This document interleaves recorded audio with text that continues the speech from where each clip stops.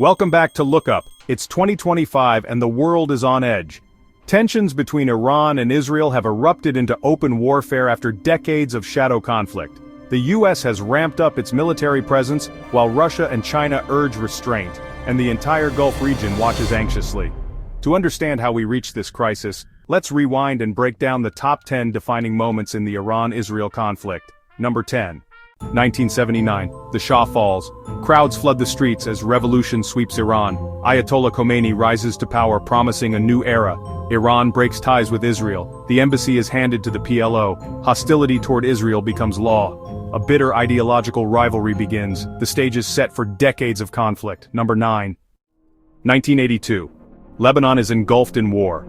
Israel invades southern Lebanon, aiming to expel the PLO and secure its northern border. The region is thrown into chaos, with multiple factions vying for power. Amid the turmoil, Iran sees an opportunity.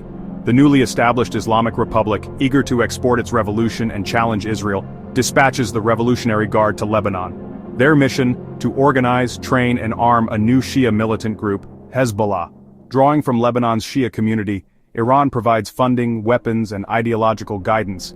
Hezbollah is born. Its name means Party of God. The group quickly becomes a powerful force, launching attacks against Israeli troops and Western targets, and pioneering suicide bombings as a tactic. The creation of Hezbollah marks a turning point. For the first time, Iran has a direct proxy on Israel's border, shifting the balance of power in the region. The Iran-Israel conflict is no longer distant. It now has a local militant front. The shadow war intensifies. Hezbollah's rise inspires other militant groups and sets the stage for decades of proxy conflict, kidnappings, and cross-border attacks. The region will never be the same. The birth of Hezbollah during the Lebanon War forever alters the dynamics of the Middle East, ensuring that the Iran-Israel rivalry will play out not just in capitals but on the ground through proxies and persistent conflict. Number 9. 2006. The Second Lebanon War.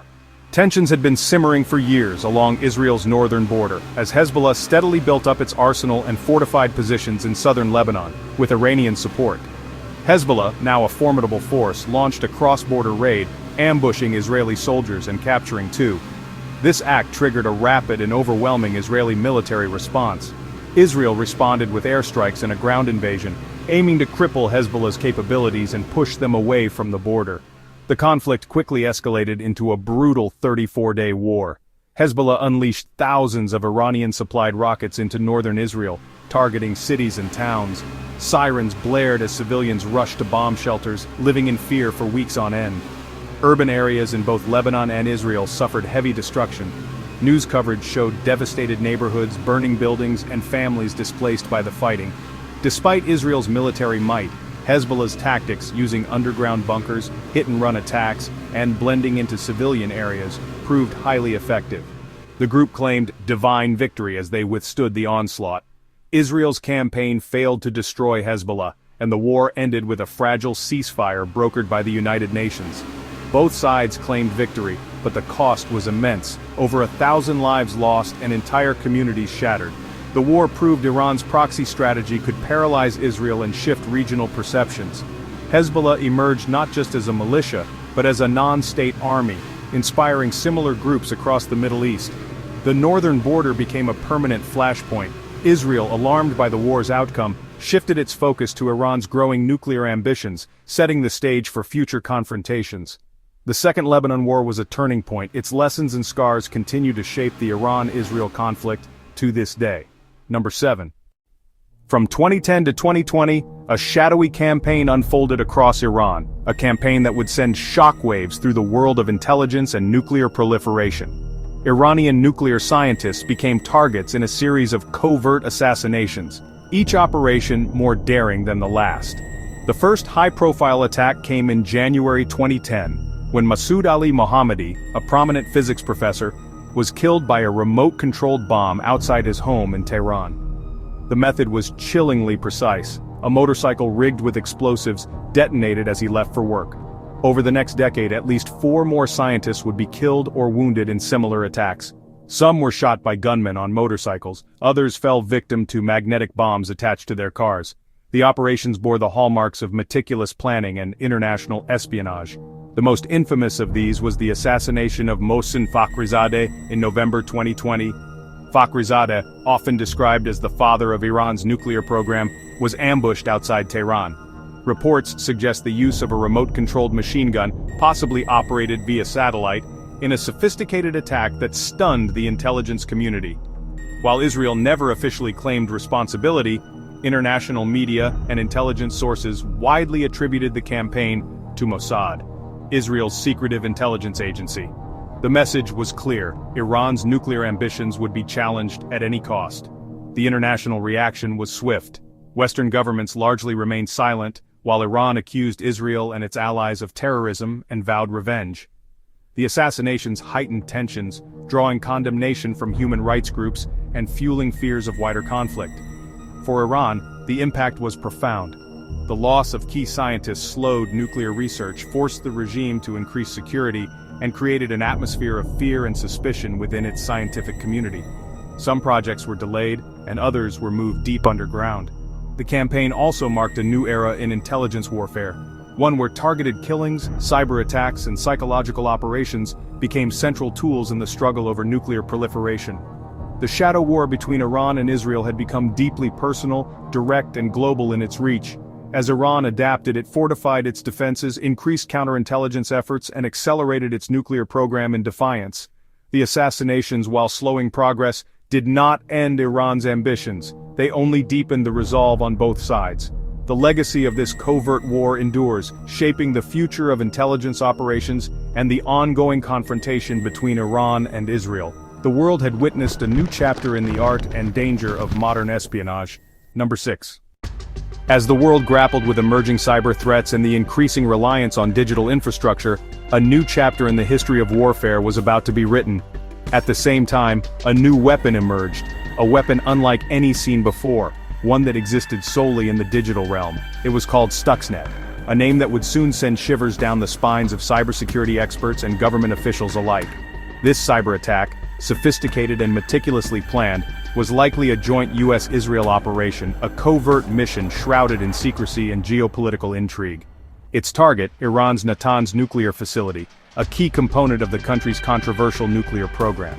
Stuxnet's mission was to sabotage the facility, specifically by destroying the delicate and highly sensitive centrifuges used for uranium enrichment. It achieved this through the deployment of malicious code, a sophisticated computer worm designed to infiltrate the facility's systems and wreak havoc from within. The impact of Stuxnet was significant. It set back Iran's nuclear program, disrupting operations and causing considerable damage. Experts estimate that the attack delayed the program by months, maybe even years, giving the international community valuable time to pursue diplomatic solutions. And remarkably, all of this was accomplished without a single shot fired, without any physical bombs or missiles. It was a watershed moment, the world's first acknowledged use of a cyber weapon to cause real-world destruction, blurring the lines between the virtual and physical realms. Understandably, Iran responded, recognizing the vulnerability exposed by Stuxnet, by investing heavily in its own cyber capabilities, bolstering its defenses, and developing offensive tools of its own. The digital battlefield, once a theoretical concept, was now undeniably open, a new front in the ongoing conflicts between nations. The nature of conflict had fundamentally changed, and the world entered a new era of warfare in the 21st century. Cyber warfare, with its potential for disruption and destruction, became a defining feature, a key element of the already tense and complex Iran-Israel rivalry, adding another layer of complexity to the geopolitical landscape. Number 5. 2011. The Syrian Civil War. Iran intervened to save Assad, pouring in money, weapons, and fighters. Under cover of war, Iran built bases and supply lines, aiming to threaten Israel from Syria. Israel responded with relentless airstrikes, targeting Iranian assets and weapons convoys. This war between the wars has raged for over a decade, with both sides escalating in secret. Syria became the main arena for direct, undeclared confrontation. A single miscalculation could trigger a wider war. Number 4. By 2018, Israel dropped its policy of ambiguity, openly striking Iranian targets in Syria. After an Iranian drone entered Israeli airspace, Israel retaliated, escalating the conflict. Operation House of Cards saw dozens of Iranian sites hit in one night. Israel's message: Any permanent Iranian presence in Syria is unacceptable. Hundreds of strikes followed, each risking wider escalation. Iran persisted, seeing Syria as vital. The conflict was now direct, state on state, though still confined to Syrian soil. Number 3. 2020, a year that would be marked by significant geopolitical events, began with a seismic shift in the Middle East. The world watched with bated breath as tensions escalated rapidly. Qasem Soleimani, a name synonymous with Iranian power and influence, Iran's top general, a figure revered by some and reviled by others, stood at the center of a complex web of regional politics. He was more than just a military leader, he was an icon, an architect of its regional strategy, a master strategist who had shaped Iran's foreign policy for decades, wielding considerable power and influence across the Middle East. His vision was to extend Iran's reach. Was killed by a US drone strike, an act that sent shockwaves throughout the world, raising fears of an imminent war. The precision strike was swift and decisive, reportedly with Israeli intelligence playing a crucial role in providing information that led to the successful operation. This collaboration highlighted the complex alliances in the region. Soleimani's death, a moment etched in the annals of history, was a massive blow, not only to Iran's military apparatus, but also to its morale and strategic ambitions. The loss was deeply felt within the Iranian establishment. To Iran's proxy network, disrupting its operations and creating a vacuum of leadership that would be difficult to fill. The network's future was uncertain. Iran responded as expected with missile attacks, a display of force intended to send a clear message to the United States and its allies. The missiles rained down on targeted locations, on US bases in Iraq, causing damage and casualties, but carefully calibrated to avoid triggering a full-scale conflict. The attacks were precise and calculated, but avoided all-out war, a delicate dance of brinkmanship that prevented the region from plunging into further chaos. Cooler heads prevailed for the moment. The assassination created a martyr, transforming Soleimani into a symbol of resistance against foreign intervention, and intensified Iran's desire for revenge, fueling anti-American sentiment and galvanizing hardliners within the Iranian regime. The calls for retaliation grew louder, for revenge, a promise that hung heavy in the air, threatening to destabilize the already volatile region.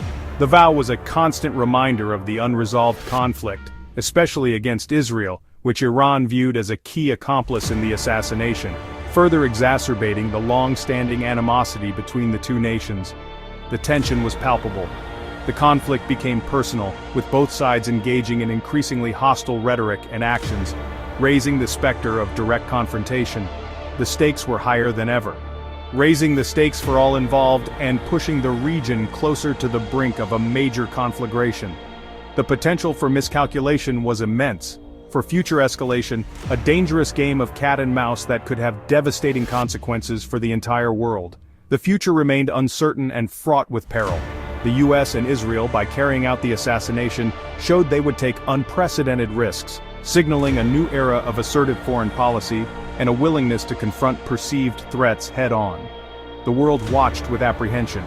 Iran vowed in response to restore deterrence, a commitment to rebuild its military capabilities and project power in the region, sending a message that it would not be intimidated.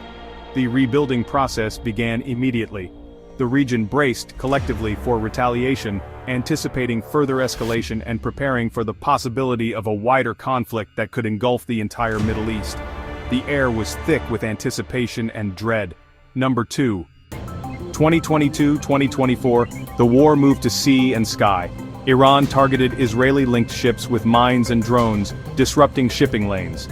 The attacks were deniable but deadly, escalating with the Mercer Street incident. Israel retaliated with covert strikes on Iranian vessels and drone infrastructure. The conflict became a global, multi-domain shadow war. Drones and ships replaced tanks and jets as the tools of confrontation. The battlefield now spanned oceans and airspace. Number 1. Late 2024, direct missile attacks.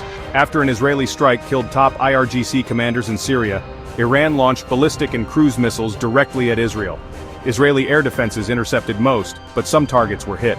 The psychological barrier was shattered. Iran had struck Israel from its own soil.